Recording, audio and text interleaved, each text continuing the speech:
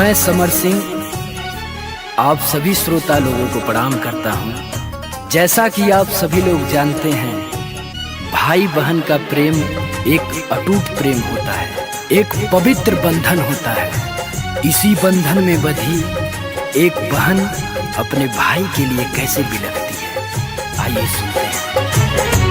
फौजी भैया तोहर पीर बरसावत रहिनी,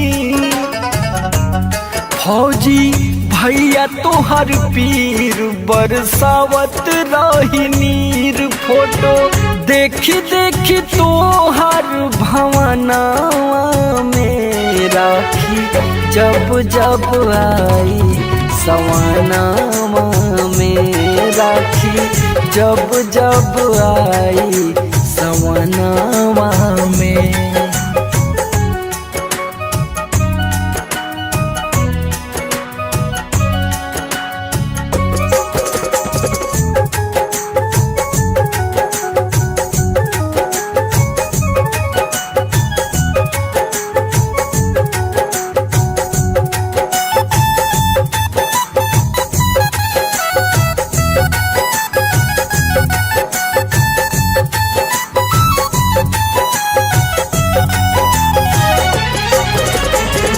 रहला माई बाबू के आँखी के पुतरिया, डोली उठावला हमार बन के कहरिया।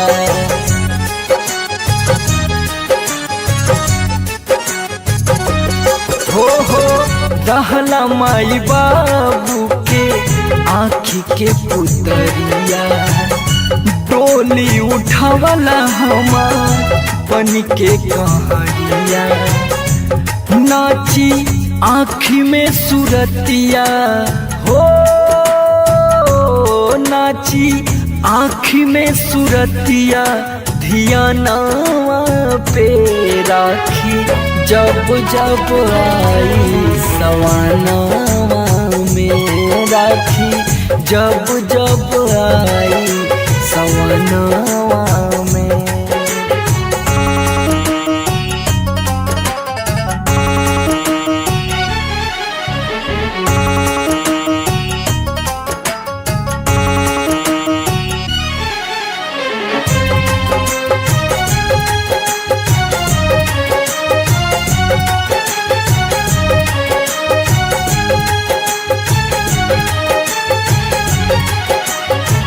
संघवे में खेलला खैला कैला पढ़ाई, याद आवे भैया तोहार झगड़ा लड़ाई।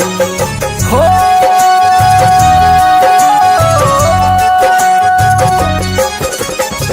संघवे में खेलला खैला कैला पढ़ाई, याद आवे भैया तोहार झगड़ा लड़ाई।